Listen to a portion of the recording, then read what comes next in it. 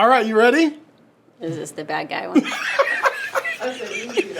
Is this the bad guy one? Well, you can just tell where it's going.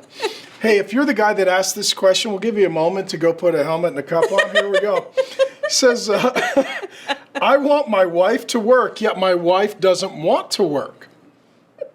She stays at home taking care of our 2 sons. So she's not working. She's not working. Yeah. Oh, man. If I said this and we were married, I would need to sleep with one eye open. This is terrible. The kids are ages 2 and 4. Is this worth it? I have to work longer hours. Not longer than 24/7. Yeah, no, I mean, I forgot my violin today. I was going to play it. I have to work longer hours to compensate for the lost income. Your take on this? What about the money she's saving? Okay, let's just defend her, and then we'll assault him. So I need your address because I'm going to send your wife a gift as a thank you for putting up with us. a mom with a 2 and a 4-year-old. It's a lot of work, and it's constant. And it may not seem hard to the husband, but when it's constant, it doesn't matter what it is. It's exhausting. And you know, if she's trying to keep the home and trying to have a peaceful place for him to come home, and keep the kids, you know, healthy and safe and all those things, it's a full-time job. Yeah. And so And she's not paid for it, so. what I'm going to say is very offensive and very politically incorrect and very godly. So you're welcome. And that is that when you get married, you work together, but that does not necessarily mean that you job share everything. That you figure out, maybe one of you is a good cook and you do the majority of the cooking. That could be the male or the female. But when it comes to things like the financial provision, that is first and foremost the responsibility of the man as the head of household. Amen. I have been beaten like a piñata on Cinco de Mayo for 2 decades on this issue. And those who disagree with me tend to have bad marriages and end up being statistics. Or their kids don't like Or their kids are very frustrated because they grew up in a dysfunctional environment. It is not a sin for a woman to work. The woman in Proverbs 31, she's got investments, runs property. She's this great business gal. We're not saying it's a sin to work. But if you have a wife who wants to, first of all, she wants to be married to you. Let's just say you found the unicorn, okay?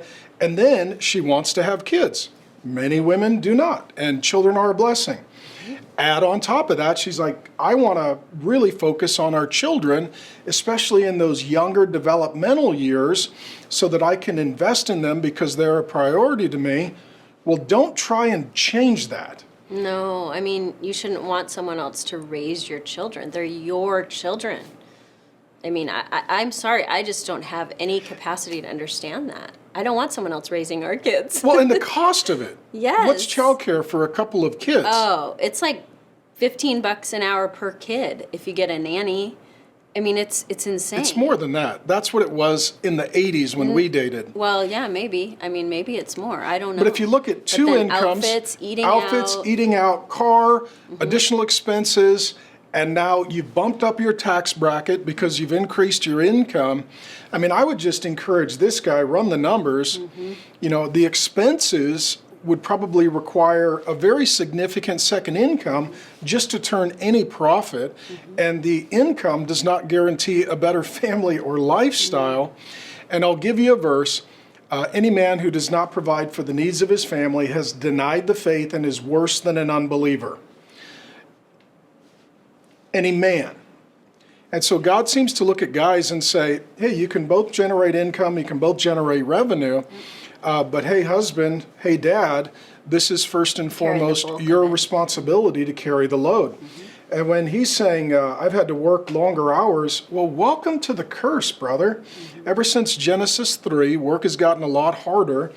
And I mean, I guess I have zero sympathy. Really? Yeah. I have sympathy for her. And I don't either, so this poor guy.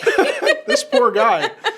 If he is at the Trinity Church, you know, thank you for joining us. We hope your next church is better to you. But at the end of the day, when a guy looks and says, hey, I have a burden and I need to transfer it to my wife and children, I say, well, then that's not a good man. Yeah. You carry your burden. Yep. And And she's carrying hers. I have worked incredible hours so that we could have a family, and I'm very, very grateful for that. And I'm just incredibly grateful that you not only were willing to stay home with the 5 kids, like we thumb wrestled and you lost, we agreed on this. Well, I came out of corporate America to stay home with our kids because I wanted to raise our children. At the time, you were making more money than me.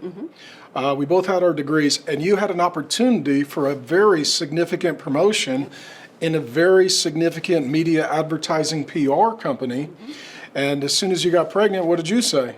I said, I'm giving my 2-week notice and I'll train the next person, but I'm going home to do a more important job. And you became a wife and a mom. And it was work, a lot of work. Yep. We had 5 kids. We still do ministry together. And what I would say is those early years of investment with our children where you were very focused on their health, nutrition, for their physical well-being, their soul, emotional comforting, emotional development, all of that, the early learning, that we're now reaping the benefit of your investment. We have 5 kids who love Jesus. They're all healthy. The people that they do life with are godly people. They all serve at the church. Joyful. They're joyful. They're flourishing in relationships every with way of them. life. They all get along. We get along great with them. I mean, we have a family now that is so incredibly enjoyable. And it's fun to be together and to do life together and to serve Jesus together. But that kind of fruit starts with a lot of weed pulling and seed sowing in the very early years. Absolutely. And what I would say is if you got to work a few more hours to make that possible, praise be to God, because it's all a good return on investment. And as the wife, I would encourage you, if you aren't, to be encouraging to your husband and thank him for working the hours that he works so that he's making that investment and he feels appreciated as well. Because, yeah, and I would say for the husband, this is incredibly discouraging. Absolutely. Because it's like, she doesn't want to work. She is working. She is working. Unpaid. She stays home to take care of not just 2 kids, 2 sons. Have you ever seen a 2-year-old boy and a 4-year-old boy? Just so you know, that's work. That's a lot of work. I didn't know what to do with boys, so that was a lot of work. That was a for lot me. of work. And then making her feel guilty because of lost income. You have something in your heart where she needs to generate a certain amount of revenue, otherwise she's in debt to you, and then you're having to work to pay her debt. And what I would say is your whole mindset is really unhealthy. It's unwise. It's ungodly. And I'll just say it. It's inexcusable. So repent, apologize, tell your wife she's amazing, tell her it's your burden, tell the kids that you're sorry for anything that you have said like this in front of their mother. And what I would tell you is this. I'll close with this. We just sort of free riff. Here's what I think. If this was my daughter and my grandkids, okay, first of all, I might be doing prison ministry from the inside. Just tell you how this would go. But if this was my daughter and my grandkids, I would not help you until you changed your attitude. And if you did change your attitude, I would help you. Because I would want, if you wanted to do the right thing, to bless your family, I would want to bless you so that you could bless them. God is a father, and part of the reason your finances may be difficult is because of your attitude. And just putting your wife in a job to generate more revenue may not unleash God's blessing on your family. If you have God's heart and you work according to God's priorities, and you honor and appreciate his daughter, and you value the raising of his grandchildren, I think the Father in heaven will be far more likely to be generous toward you because he will want you to take good care of his daughter and his grandkids. So I think of God all the time like a dad. And I just think, if somebody was mistreating my daughter, would I bless them? No way. If they were trying to bless my daughter, would I bless them? Absolutely. And I think that's the father heart of God. So I don't even think the issue is economic. I think the issue is really a heart issue. And so if you've got a question, send it in to hello@markdriscoll.org, or like this guy, post it on social media and get a pounding.